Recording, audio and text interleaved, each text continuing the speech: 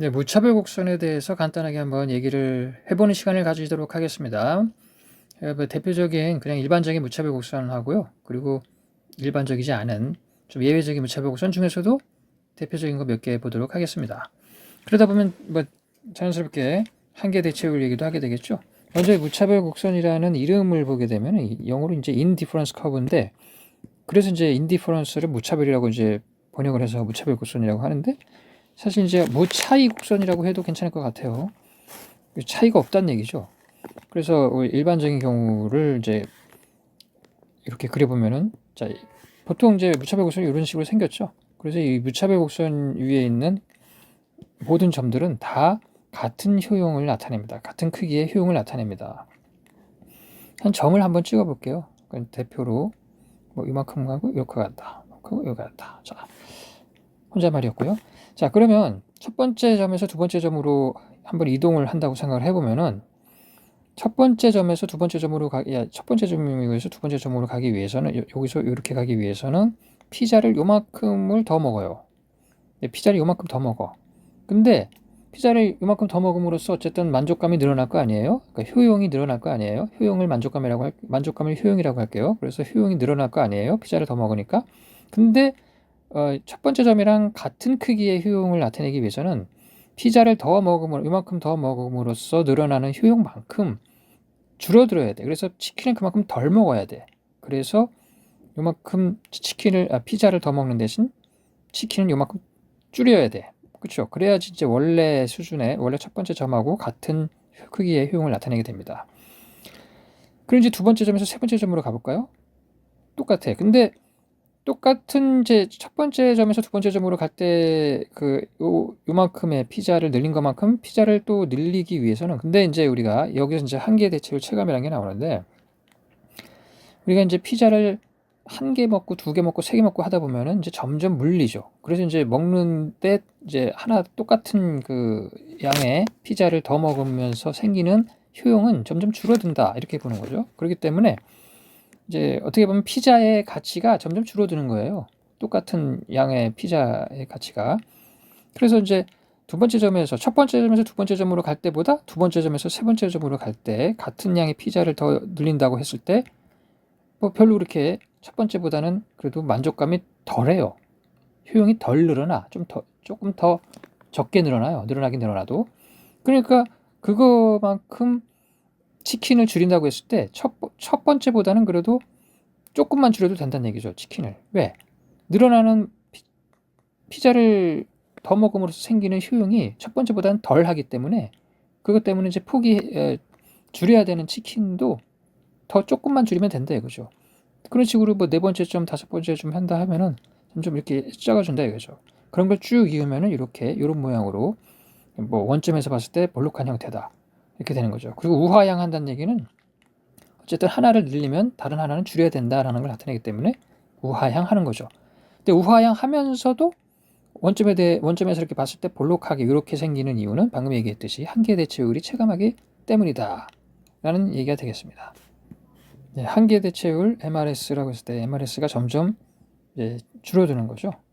그래서 이렇게 생깁니다. 이게 이제 일반적인 형태, 보통의 경우에 무차별 곡선인데, 근데 이제 요거 볼게요. 요거를 보면은 오른쪽은 이제 그 케이크예요. 케이크고, 지금 요거는 쓰레기인데, 다른 걸 뭐 똥 이런 걸 그리려고 하다가 좀 그래도 덜 혐오스러운 쓰레기로 해놨는데, 어쨌든 간에 자, 이거는 이제 재화죠. 재화. 영어로 goods. 그리고 그거는 비재화입니다. bad라고 합니다. 한쪽이 재화가 한쪽이 비재화인 경우에는 어떤 식으로 그려지냐면, 무차별 곡선이 이런 식으로 그려집니다. 자, 우상향하죠. 왜 그러냐면 방금 얘기했지만 무차별 곡선이 뭐라고요? 모든 점에, 이 같은 무차별 곡선에 있는 모든 점은 같은 크기의 효용을 나타낸다고 그랬습니다. 마찬가지로 점을 한번 찍어 볼게요. 여기서 여기로 이제 간다. 그러면 케이크를 이만큼을 더 먹어. 그러면은 만족감이 늘어나죠? 좋은 거니까. 좋은 거를 더 먹었으니까, 가졌으니까 효용이 늘어납니다. 그런데 이 쓰레기는 가질수록 효용이 더 줄어들죠. 만족감이 줄어들어요, 오히려. 그렇기 때문에 같은 첫 번째 점과 두 번째 점이 같은 효용 크기를 나타내기 위해서는 효용이 늘어난 만큼 저쪽에서는 그러니까 케이크를 먹음으로써 효용이 늘어난 만큼 쓰레기도 늘어서 효용을 줄여야 돼요. 그래야 이제 원래 첫 번째 점이랑 두 번째 점이랑 같은 효용을 유지할 수 있잖아요. 그래서 한쪽을 늘리면 다른 쪽도 같이 늘려줘야 돼. 물론 이제 늘리는 정도는 좀 차이가 나겠지만 그렇기 때문에 우상향한다고 하는 거예요.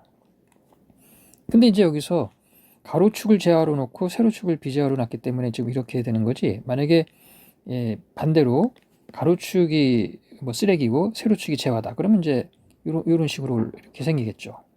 우상향은 우상향인데 이제 모양이 좀 달라지죠. 자, 요만큼을 첫 번째 점에서 두 번째 점을 할 때 케이크를 이만큼을 많이 먹어요. 그럼 그만큼 쓰레기를 요만큼 늘려야 돼. 그래야지 원래 수준이랑 공짜는 없으니까 재화를 케이크를 먹음으로써 만족감이 늘어났으면 쓰레기도 가져가서 만족감을 다시 줄여야 돼. 예? 그래서 이렇게 됐습니다. 근데 또 똑같은 양의 만큼의 케이크를 또 더 먹는다고 치면은 마찬가지로 케이크를 뭐 계속 먹다 보면 또 물리니까 케이크를 똑같은 양의 케이크를 더 먹는다고 해도 아무래도 갈수록 만족감은 줄어들어요. 그만큼 케이크를 먹는 대신에 쓰레기도 더 받아야 되는데 케이크를 하나 더 먹는 대신에 더 가져가야 하는 쓰레기의 양도 줄어드는 겁니다. 그러다 보니까 이렇게 수그러지는 모양으로 이렇게 가는 거죠. 이번에 우리 완전 대체제라를 한번 볼게요. 완전 대체제라는 거는 두 개의 재화가 있을 때 하나의 재화가 다른 재화를 완전하게 똑같은 비율로 대체를 하는 겁니다. 자, 여기 지금 가로축을 그냥 5만원짜리 지폐라고 생각을 하고요. 세로축을 만원짜리 지폐라고 해볼게요. 그러면 우리 그냥 생각을 해봤을 때 5만원짜리 지폐 한 장이랑 만원짜리 지폐 5장이랑 똑같은 뭐 차이가 없다. 무차별하다. 똑같은 효용을 준다라고 한번 생각을 해볼게요. 그렇게 가정을 해볼게요. 자, 그럼 이거는 이런 식으로 무차별 곡선이 생기게 됩니다. 그러니까 직선 모양이죠. 선분 모양으로 생깁니다. 이것도 이제 한번 점으로 설명을 해보면은 여기서 여기로 간다. 5만원짜리를 이만큼을 내가 더 가지고 싶어. 그러면 그만큼 만원짜리 이만큼을 포기를 해야죠. 그래야지 이제 원래하고 효용 크기가 그대로 유지가 되니까요. 근데 그 가정을 어떻게 했어요? 5만원짜리 한 장이랑 만원짜리 5장 이걸 똑같은 걸로 친다라고 가정을 했잖아요. 효용이. 그럼 5만원짜리 2장이면 만원짜리 10장이고 뭐 이런 식으로 똑같은 비율로 똑같이 취급한다 이거예요. 똑같은 효용을. 그래서 그러다 보니까 이 한계 대체율 MRS가 계속 똑같아. 일정하게 유지돼. 예? 5만원짜리를 이만큼을 더 가지기 위해서 포기해야 되는 만원짜리가 이만큼이다 치면 계속 똑같아. 그 비율이. 그래서 결론적으로 무차별 곡선은 이렇게 선분 모양, 직선 모양을 띠게 됩니다. 선분이죠, 선분. 그리고 하나만 더 볼게요. 이거 말고도 예외적인 무차별 곡선은 뭐 또 다른 걸 또 생각할 수 있겠지만 가장 대표적인 거 하나만 더 해보도록 하겠습니다. 완전 보완제죠. 지금 나와 있는 게 오른쪽 벙어리 장갑과 왼쪽 벙어리 장갑 한 세트인데 보완제라는 거는 서로가 같이 있어야 완성이 되는 겁니다. 예? 그래서 뭐 오른쪽 신발과 왼쪽 신발이 같이 이제 있어야 이제 완성이 되는 거지 하나만 있으면은 의미가 없는 거죠. 이건 기본적으로 L자 모양으로 생기죠. 이것도 점으로 얘기를 하게 되면은 오른쪽 장갑 하나랑 왼쪽 장갑 하나가 이제 딱 있을 때 이만큼의 효용을 준다. 그래서 이제 이만큼으로 오른쪽 장갑을 더 내가 가져.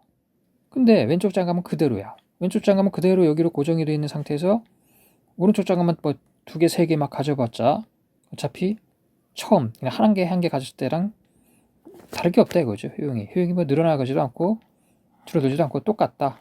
무차별하다 이겁니다. 그래서 이렇게 수평 모양으로 그려지게 됩니다. 이쪽에서는. 그리고 반대로 뭐 오른쪽 왼쪽 바꿔서 얘기하면은 이번에는 이제 오른쪽 장갑이 여기로 고정이 되어 있는 상태인데 왼쪽 장갑만 뭐 2개, 3개 뭐 이렇게 늘린다고 해도 효용이 늘어나지도 않고 줄어들지도 않고 그냥 똑같다 이런 얘기입니다. 그래서 이쪽에서는 이렇게 수직 모양으로 생기죠. 그래서 결론적으로 이렇게 L자 모양으로 생기게 되는 것이 무차별 곡선입니다. 자, 이래서 일단 일반적인 무차별 곡선과 뭐 재화, 비재화, 그리고 완전 대체제, 완전 보완제를 봤어요. 근데 여기서 이제 마지막으로 잠깐 얘기하면 무차별 곡선은 하나의 무차별 곡선만 딱딱 그렸잖아요. 각 경우당. 그래서 이제 이런 무차별 곡선이 있으면 또 이거보다는 그래도 이쪽에 있는 게 더 큰 효용을 나타낸다 이거죠. 이게 그래서 이쪽으로 갈수록 효용이 더 커지는 겁니다. 더 큰 효용을 나타내요. 그리고 이제 가로축이 재화하고 세로축이 비재화인 경우에는 이렇게 갈수록 더 큰 효용을 나타내게 됩니다.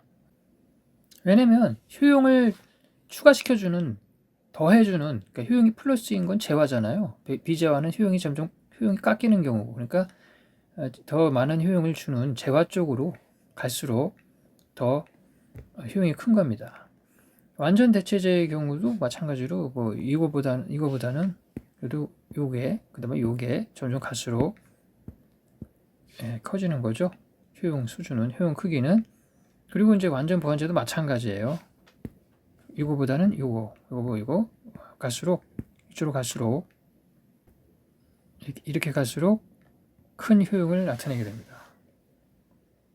아무래도 벙어리 장갑 한 세트보단 두 세트, 세 세트, 네 세트 뭐 이런 식으로 그 세트 수가 많을수록, 그러니까 이제 하나만 많아지는 건 의미가 없다고 그랬지만 같은 세트로 이렇게 많아지면은 효용이 더 커지니까요.